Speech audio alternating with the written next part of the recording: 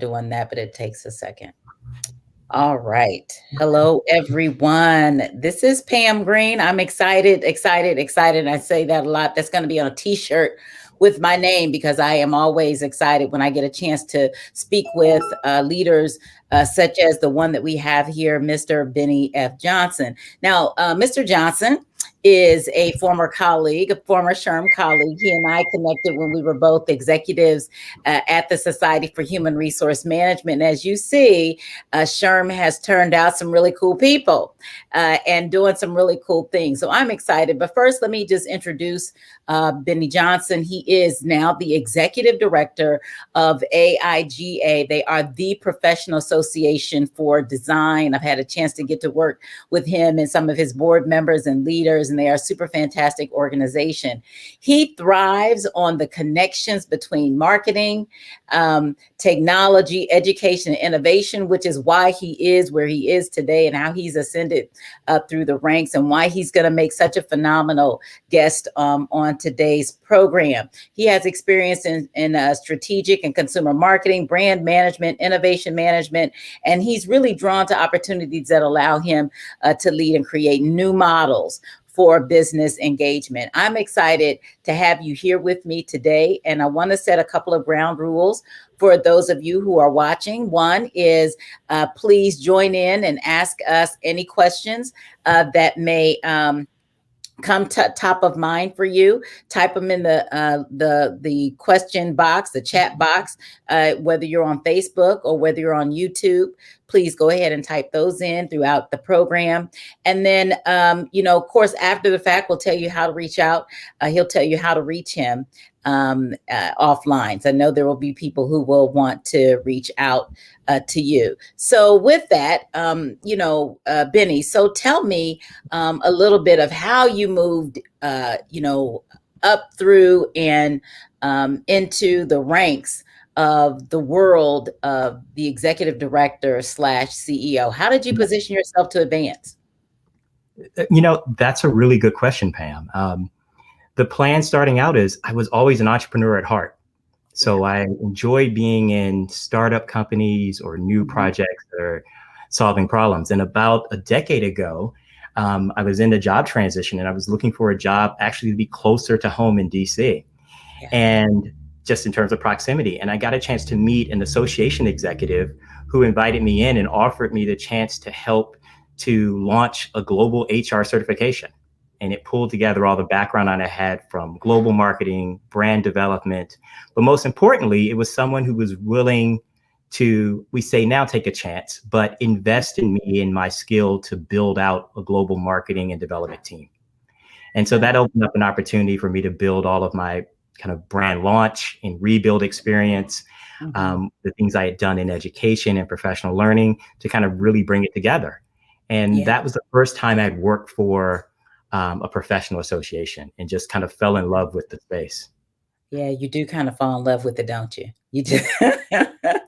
So then when you think about where you are now and all the things that you've seen from maybe even those early days, what do you feel like is the one or two or three investments that you've made in your brand that have yielded the largest return, being sort of you ascending into this role? What are some of the investments that you've made? I'll say one that, was about me pushing my team and myself for advanced learning. Yeah. And I would always encourage my team to find ways, especially we were at SHRM, to find ways to augment what we were doing. And I took the chance and actually applied for, at the time, an innovative executive management program with Columbia's School of Professional Studies. And I actually serve now proudly on the board of overseers for this program. But I decided to do this program to show my team that you can always have rooms to grow. I had already had advanced degrees and training, but this is a program that we thought would challenge. And what was interesting about the program is how it's structured. We spent a lot of time working with not just the academic test, but looking at what's the emerging best practices. Right. Looking at global impact with folks who were next to me to the right and left were people who were in the same senior roles. And that experience with that cohort was something that, folks say, you don't need to do this. But it's one of those decisions that I was so thankful that some of my dear colleagues today some of the people that I look to as innovators across technology, education, consumer products, you name those experiences, were part of that cohort that I had. And, I still draw upon that network today. So Mhm. I think really this was one of those unexpected for many people that I would want to go ahead and do this, but an incredible investment in my growth and development and network. So, talk to me a little bit about that because I think, one of the things that I was just got off the phone with another person. We're part of a network and a cohort, and we were talking about how important it is, to build that network. And then the question came up, well, how in the world do you find that personal board of directors? The more that you move up, the thinner the air, right? The smaller the circle, because you can't share everything. You have a lot of things that you are, sharing within the group. And so the circle gets smaller as you move up. What are some tips that you would give to folks in addition to, obviously advanced education? What are some other things to build that personal board of directors? I don't know. I challenge a bit. I don't know if the circle gets smaller. Okay. I think that I'm a big believer in creating the gravity that Okay. brings people around you. And I think it's not one circle, but it's multiple circles. Oh, all right.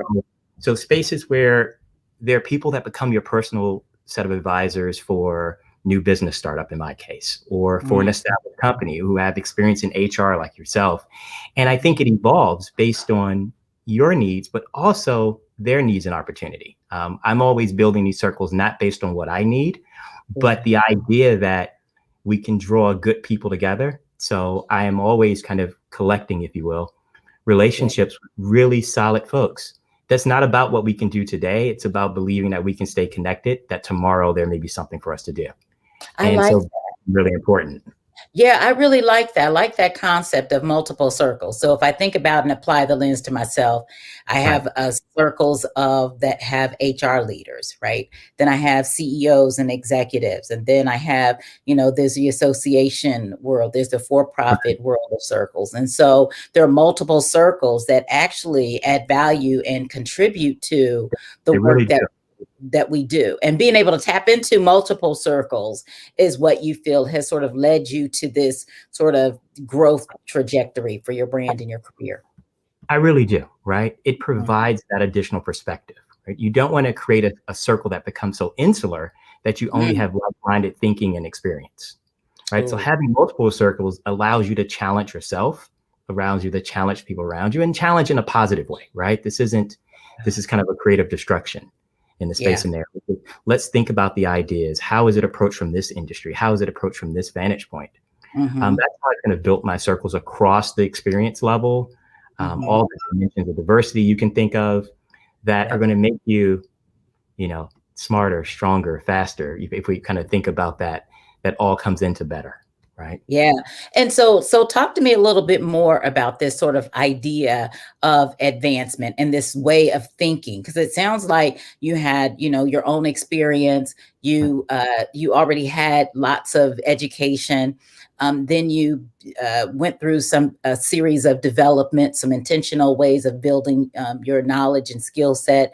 Then you started building multiple or tapping into multiple circles. Talk to me also then about this idea of executive mindset. No, as an executive at the top, how does a person begin to think on the level of their promotion, right? So the promotion doesn't happen the day you get the job. The promotion happens on the way. So how do people begin to think on the level of their promotion, if that's a thing? But I'd love to know your thoughts. You know, I, I absolutely believe that that's a thing, right? Mhm. You're going to, it's powerful and intentional to think about where you want to be and how you want to contribute, right? So in Yeah, the conversation, we always have the skills that we have that we bring to bear. And that's yeah, important and it's critical to have that competency, have that focus. But then to take it to the proverbial kind of next level is yeah, really also about understanding what it takes to lead and be in an executive mindset. For me, that started with a kind of ownership mindset, right? Thinking about how would I apply if I'm in charge of this organization? I'm in charge of the other space in there. Because sometimes we get into space where we'll do the work and we've yeah. accomplished the checklist to do the work. But the checklist to do the work is not owning the business or the enterprise. it's not leading the business or enterprise. It's a core foundation, but to be the executive leader, you have to add those other dimensions to it, right? So we think about the people you're working with, the problems that you're solving, the value that you're creating. And as you start to continually think about it in that way, that helps to, for me at least, that helped to shape, where I want to be. It's very easy to say I want to be at the top. It's a lot harder to say, what will I do when I'm there?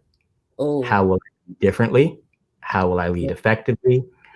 What can I contribute? yeah. I mean, and you took on your role at the beginning of a pandemic almost, right? You were like fierce in being able to Very do much. that. Talk to us about that experience.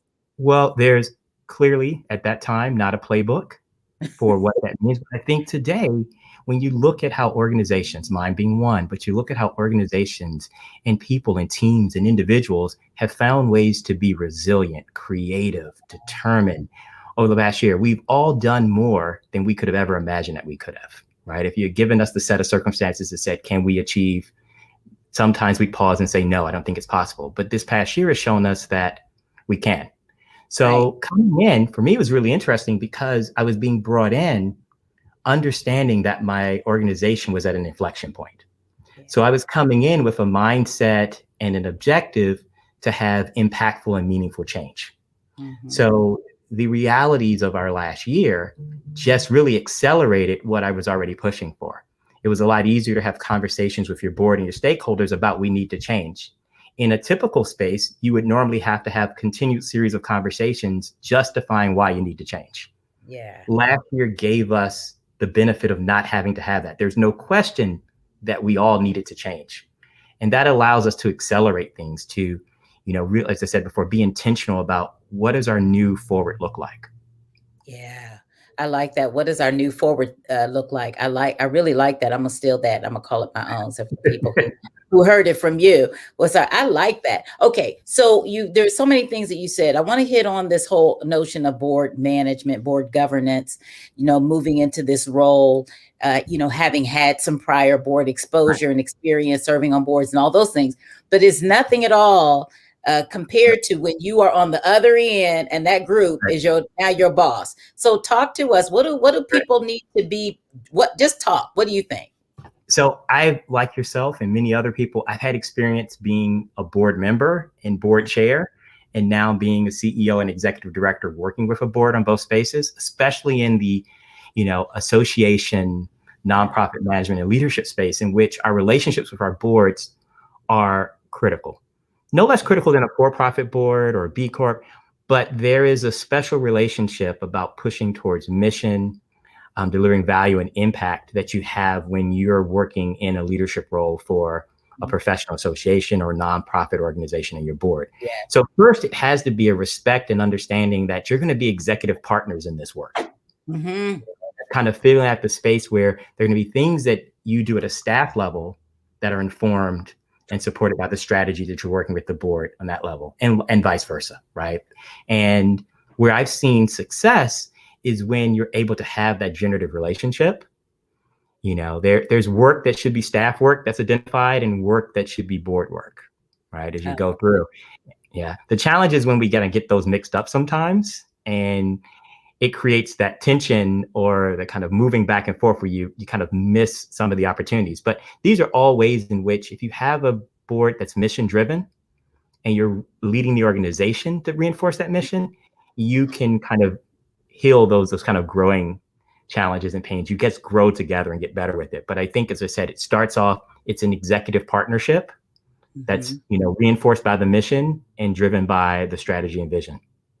When you first, talk to me about starting off, what are some tips, or what's key? Or maybe let me just put it this way, what was key for you coming into the organization? You had a pretty reputable, list of board members. I mean, they're hot stuff. So, and they were involved in things, right? They were like, you would know their names, Right.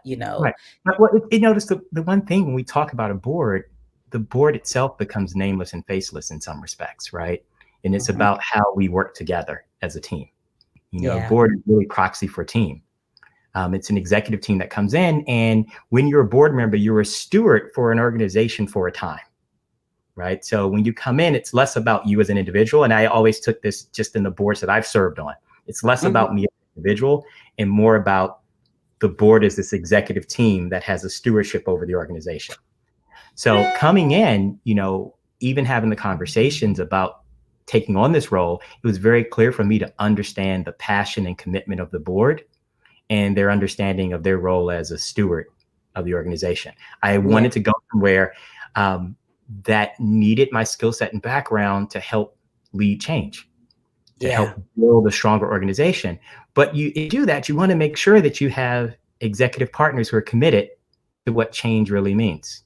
Yeah. And Yeah. so that's what sold me. I felt that I had a board that was committed to those things, that was really committed to being stewards, Yeah. and would allow the runway for me to build the team and the organization in the way it needed. What did you do to prepare? Like, what, you're going into this new role.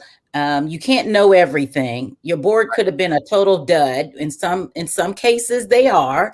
Right. They're very programmatic. They're all into the weeds, and they're just pushing, getting too involved, right? And then you have boards that are way more progressive, and Right. so how do you know? An organization, you got to deal with the understand the organization. So what did you do to help you prepare for this experience? So first thing, you just, for me, we come to a comfort level of all of these things are dynamic. They're Mm-hmm. never set in one role, one space, one mode of operation. They're always going to be dynamic. And Yeah. so you're going to be managing, these dynamic factors. As long as you have humans and complexities, you're going to have that, right? Yeah. So that's important. One of the things I tell my team and we talk about all the time is when we go into situations, we may not have all the answers, but we will always have all the questions, right? So coming I in like with, that. we're going to be aware, we're going to be inquisitive, we're going to be in a posture of learning, figuring out what's going on and trying and building. We're also going to make our intentions known at the beginning. This is what we're trying to do. Now, we may have miscues along the way. We may have things that don't add up like we've had. There's no harm in that. There's harm in the not trying. There's harm Yeah. in the not being committed to your mission and going in there. And if you continue to do that, you're going to get better, right? As we talked before, you're going to figure out the right rhythm for your organization at that time. Yeah. So, and you're right. You said something about, you're going to get better, which means you don't start off perfect. So what are some of the obstacles that you faced coming in, and how did you overcome them? I think some of the obstacles you face with an organization, especially when you have a legacy organization, it's Mm-hmm. all the things we know, right? You've been in the Yeah. spaces where you have an organization that there's a lot of institutional memory. So we know a lot of things that are Yeah. all valid, but aren't necessarily a part of what tomorrow means, right? Yeah. And, Yeah. and organizations can sometimes get anchored in that space. I find when we're doing change that we open in with a clean slate to let's learn and see everything. Let's challenge all that we know. And it's not challenging in a negative way, right? It's challenging in exploring, like, oh, wow, I didn't realize that made sense when the world was X. Hmm. But it's now been 10 years. It's now been Yep. 5 years. It's now been, in our case, 18 months. And so if you're Wow. doing the same strategy that you were doing prior to the last 18 months, it does really benefit you to pause and just check to make sure that's the right thing, right? Lots of things have changed. And Yeah. so, sometimes in organizations, that's one of the spaces. What we've known and what we've done can be a hindrance to where we need to be and how we need to grow. Yeah. Um, Go ahead. yeah, I was saying, and then understanding your audiences, because your audiences are going to evolve and the needs are going to evolve. That's one of the things that we find at the heart of success. At organizations that have built in, when we're developing new items, we talked before when we were together at SHRM and HRCI, there wasn't a Mhm. roadmap for launching a global HR credential. Right. We had to approach these things in new ways, right? And we had to take away what we learned about the global market from 10 years prior, because that wasn't the global market of today, and it definitely wasn't the market of tomorrow. And so our Yeah. work was about planning for that arc in the future. How do you engage? I mean, like, you are really I just remembered when you and I first, became acquainted, and you were so innovative. Your thoughts, your ideas, it was challenging because you were pushing the needle. Yeah. And not everybody wanted that needle to move like at all, Nope. let alone blow on it and get pushed. That Yeah. was just, and then there are people obviously that when we look back that were definitely all about pushing the needle and moving things forward. What do you say? What do you say to both camps, people who are pushing the needle and are finding resistance, and those who are Right. in the camp of what the heck? We have done all this changing over the last 18 months, and you Right. want us to change some more. So talk to us a little bit about that. Hey, what do we know? The only thing that is constant is change. Change. Right. So I think that's a middle ground for everybody. The only thing Yeah. that is constant is change. Right. Yeah. So the nature of the roles that I was in was always about pushing. If you're heading marketing, brand, or strategy, Mm-hmm. Mm-hmm. it's be about future growth and dynamism. You're going to be doing things in a different way. Right. Yeah. So it's the Yeah. concept of what got you here won't get you there. And there's space in there. And sometimes that's hard. Now we have a generation of business leaders now who've experienced this shorter periods of disruption, right? So Yes. that you sometimes have that generational push. If you haven't experienced in your industry or your space the realities of that disruption, someone saying we need to move faster, quicker, or do something different may Mm-hmm. be really unsettling, right? Right. I've had times where we've had our team and we're pushed. If our challenge and our mantra and our direction for our board and our executive leadership is to go and build and chart new territory, there are times where we'll pause as a team meeting. And I've had, in previous roles, we sat down and said, if everybody understands what we're doing, we're not pushing hard enough. Wow. Right? So you have that, and that becomes a challenge, especially when you have organizations that have been successful for a period of time or have existed at a period of time. In some startup cultures and startup spaces, everything is new. So you're building and breaking going into it. One of the things that I've had the unique privilege of in every organization I've been in is being that startup engine in the legacy organization. So you're going to encounter that creative destruction. So yes, like you said before, you're going to be talking about things that other people haven't seen. You're introducing new technologies, introducing new approaches. You're spending time asking different questions of your audience and your stakeholders. And Mm-hmm. sometimes you get really true answers that the organization may not be ready for. And so I encourage those who, have the mindset or in the role functions that I mentioned before to continue Mm-hmm. to have some grace to understand that sometimes your colleagues to your left and right still have the same goal and brand that they love or mission that they love at heart. They may not be there yet. I often use the metaphor of being like an architect. And so an architect can have a vision of what the future is, Yes. and lay it out, but then they have to come back and find a way to lead people to get there. They have to lead the carpenters. They have to lead the builders. They have to lead everyone along to the vision that they've had before, because not everybody's going to see it in that space.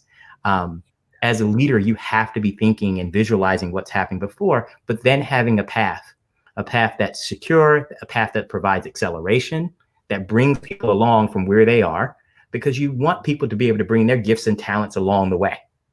Right. Yeah. And so that's one of the things I've learned over time, that, you're innovating, but you're not innovating to the exclusion of others' Mm-hmm. gifts and talents along the way. Yeah, Right. it's not just about everything you bring to the table in your ginormous bucket. It's what do you Yep. have in your bucket? What do you have in yours? And that's why we have to keep building our Right. toolkit, so we have something that we can pull from. It doesn't make sense to be a one-trick pony, because after a while we get tired of that one trick. We want to Right. learn, what else you got? What else you got in that toolkit of yours? So, You have a toolkit for that space there. But what it also lets you know is in any toolkit, there's a combination of tools that can get to the same destination, right. to the That's same right. job.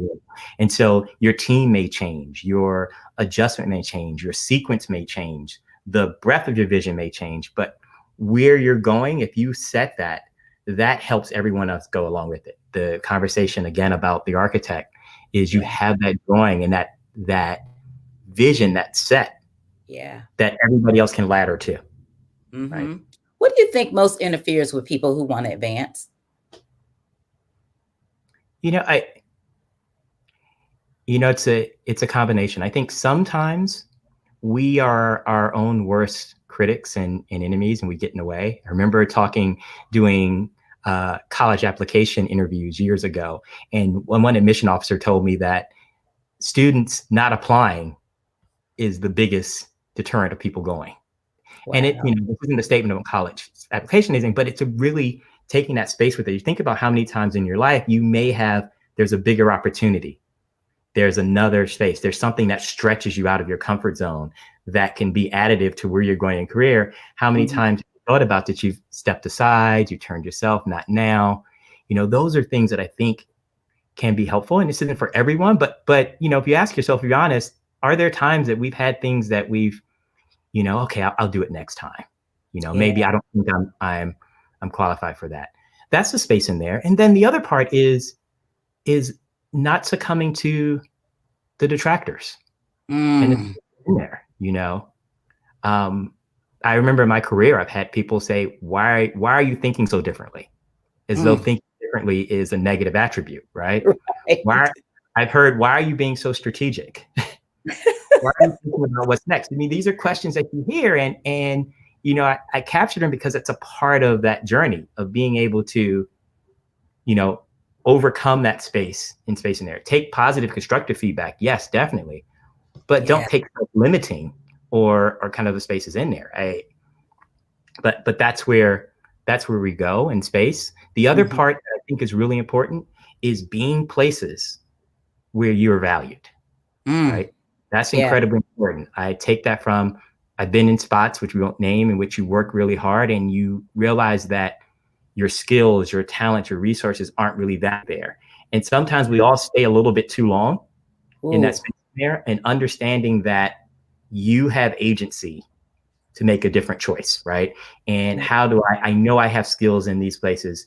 How can I then grow? And it may be growing someplace else, right? Which is different and fearful and a challenge. But I find that those transitions are what make you stronger and make you more creatively and more resolved.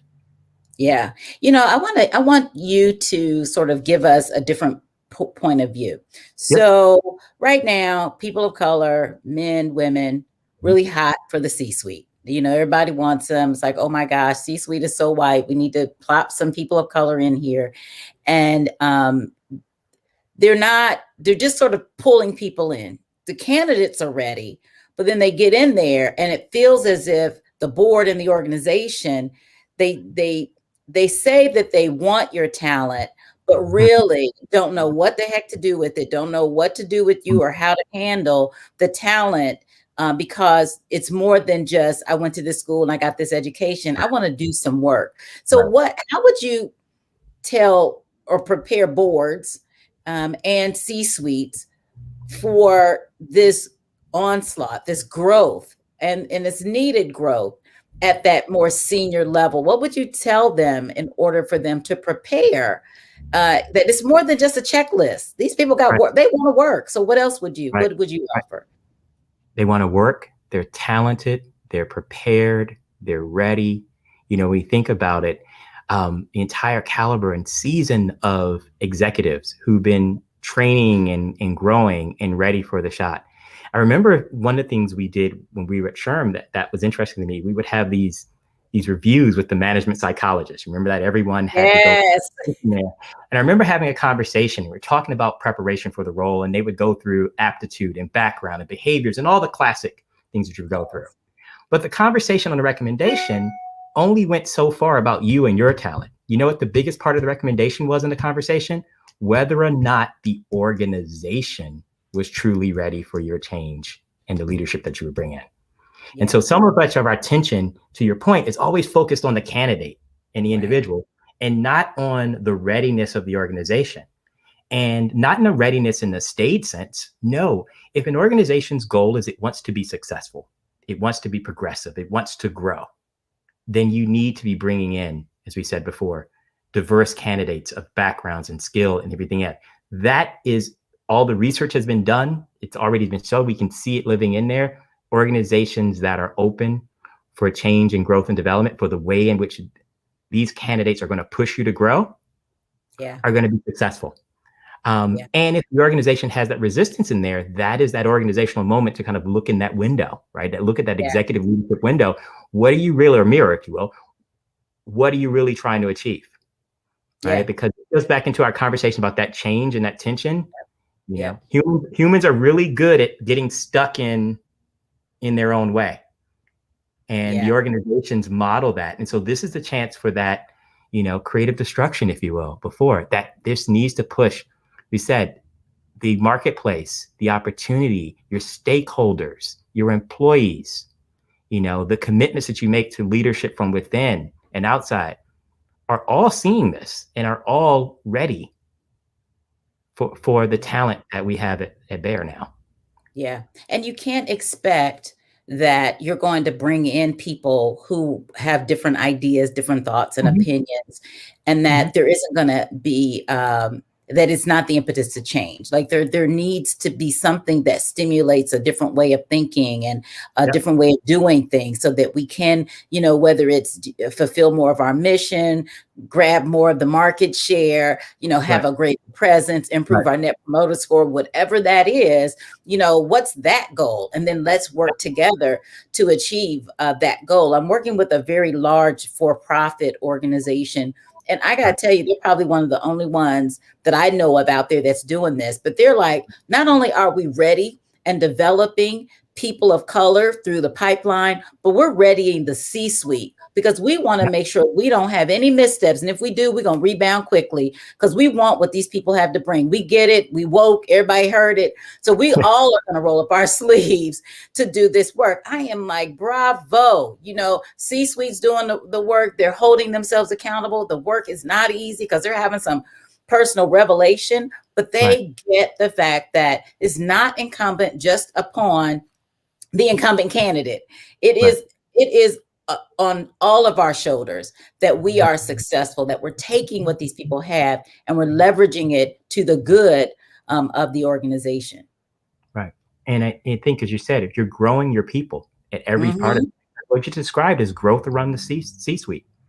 That's what Yeah. change and growth looks like as well, right? And if you're going to have the most dynamic team, I always go back to thinking of this in the concepts of teams and players having different roles and functions and strengths. And if you're going to strengthen yourselves and grow and get better together, then you need Yeah. to be able to be open for this. And it Yeah. has to be fostered in that space. It has to be incentivized. It has to be Yeah. built and reinforced in the culture. And it has to be intentional about who we are and what we do. Yeah.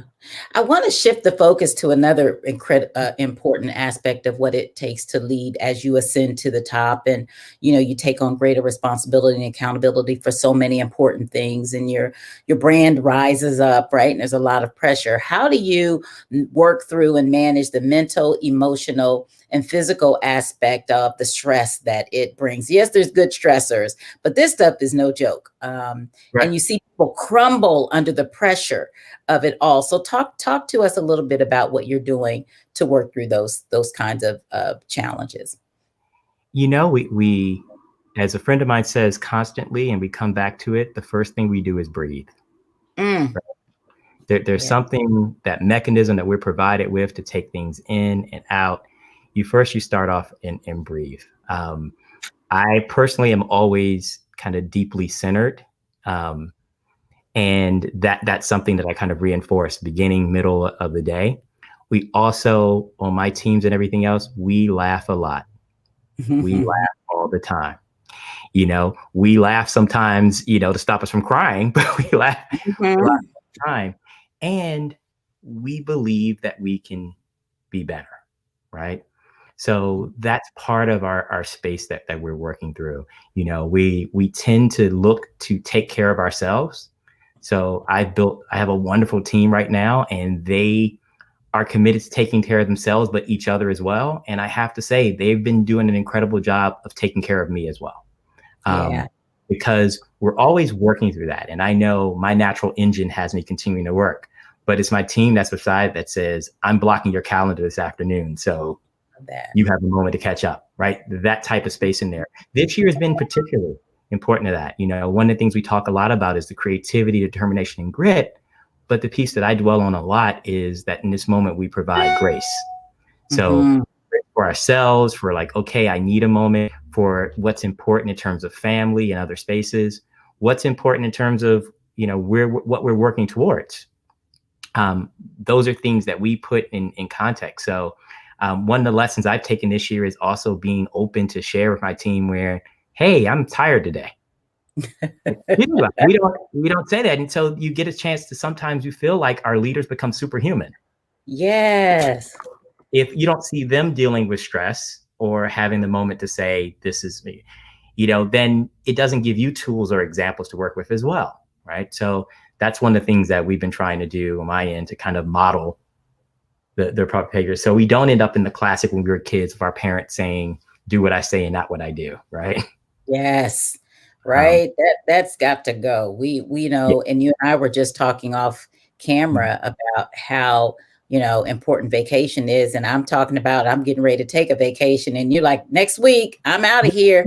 And I I am said, you really gonna be out of here? no, I am horrible at it. I Yeah. fail every year at doing that. Right. And have gotten better over time. But Yeah. yes, and that's when the space is in there. Um, Part of it is I enjoy what we do. When we talk about having fun, no matter what organization I'm in, we build an energy of we're going to have fun. We're going to do big things that are important and impactful. We're going to smile while we're doing it. We're going to surprise you. We're going to build things in a way that make us proud and make you, our stakeholders, proud of what we do. And so every place I've been, that's how we start to develop that rhythm, and that becomes the kind of energy and ethos of the team. And that's incredibly refreshing and Yeah. restoring because you've got a, for lack of a better phrase, you've got a crew around you that you're working with your team. We're all committed to a larger vision, but we're committed to watching each other grow to get there. Yeah. How do you move from out of the shadows of the former exec or CEO into your own, making your own way? It seems sometimes when you go into organizations, there's legacy and you're fighting legacy. How did you overcome those Well, kinds of situations? I'm fond of saying that no organization hires me to do exactly the same thing they were doing before. Oh, that's When we good. come into organizations, my whole background has been built on, this dynamic innovation and building new things in terms of business, reapproaching ideas, growing and moving faster and swifter and more dynamic ways than we've done before. So that's a big part of what we do. And that's going to set you apart with your own space, right? I'm not in a competition. I'm not in a comparison set in there. Each leader leads in the time in which they are appointed. This in the moment in there. What I'm dealing with is very different than what the past CEOs dealt with. Yeah. The tools of challenges, but more importantly, opportunities are different. So Mm-hmm. we're going to go after those, and that's what we're focused on, right? I'm not Yeah. really focused on the other spaces in there. And there may be comparison. People notice that, oh, you're different, right? I often get that, and it's so loaded. It has so many things in that. So loaded, right? It's positive because yes, I embrace the fact that I'm different. We're going to lead differently. We're going to do different work. We're going to push for different types of impact. We're going to celebrate and engage, our community, our people, our team, and we're going to inspire that along the way. So if that's different, yes. I like that. And it's okay to be different. You don't want to be a carbon copy of someone else. That's just wasting your energy. I always tell people empty everything out. Don't leave anything else on the table. You got one life to live. You putting all this stuff in your toolkit and you're using one tool, but you got all these other things and you're using one tool. You're not leveraging the full extent of your brand. Tap in, try new things, and Right. be okay with failure sometimes. It reminds us that we're not perfect. And oh, by the way, we might need to tap into the skill set and the talent of other people, Right. especially organizations. Go I ahead. was I've been fortunate to just even starting from growing up to be blessed with Mhm. family and parents who were very much encouraging and supporting the fact that I approach things differently. So there Yeah. was no shame in approaching a problem from a different way. It was actually encouraged that I pulled things together and came up with different. I'd have the same inputs as everyone else, but have a completely different viewpoint on it. And Yeah. so for me, instead of working against that natural tendency in how I approach the world, it's always been important for me to embrace that, right? Yeah. That it's okay. And if you want to innovate, if you want to be strategically different or have an advantage in there, actually thinking in different ways is incredibly important and helpful. Yeah. Yeah, it is really incredibly important. I can't even, sort of begin to imagine what life is like. Um, but let me see. So Tyrone has asked a question, trying to think who do not know all the answers, but will ask all the questions. I think he might have just been sort of Yeah. commenting on something Yeah. there. It's But all yeah, about learning, right? Because then yeah. you free yourself up. There's no right answer in that space in there, and no wrong question. So then you're exploring. I mean, how many times have we been in conversations where someone pauses, and I do this all the time in my meetings. Well, I have Yeah. a question that's a dumb question. I have a question that whatever derogatory frame reference of the question. Like, no, Mhm. pull that away from the question. The question is a powerful prompt for you. That's the way you're going to learn. So you don't vilify the question. The question opens up opportunities for the conversation. Like the question figures out, why is it that way? Right? When you think about it, who are the most open and facile to learning? It's children. Yeah. And children Yeah. don't have any baggage with their questions. They sure Right? And don't. is that hey, I'm sure everybody knows X, and they'll ask a question. And I've seen times where we've done exploration and it's that question that's so simple and pure that causes us to realize that as adults and everyone in the room, we never actually questioned that. We just assumed it and built our whole world on a faulty assumption. So Yeah. that's where the power of those questions come in. Yeah. You know what? One of the things I know is that you're not a person that likes to build a team of yes people. Yep. There's always this propensity to have people that agree with you because it makes you feel good. Not you, Benny, but Right. leaders. So how do you keep it real? Like, how do you get people to just friggin' show up? Like you said, ask the question Yep. and just, how do you hear or ready yourself to hear things you might not want to hear and create a team that's okay? It's okay. Come on, let's have this conversation. How do you do that? We always start from this space of assuming positive intent, Hmm. right? There's nothing but love. Yeah. All love, assuming positive intent. We are problem solving and challenging ideas and ways to think around it. And that is what sparks the conversation. And one of the things we do is it becomes really, you know, you demonstrate it in every day, right? There's one thing for me to say it, but if no one ever sees Benny and Pam actually have a productive, generative conversation where we may be sparring ideas, and I have team members where we know when a good idea comes, it typically starts with I may say something and they challenge and it gets a little better. Then I challenge back again.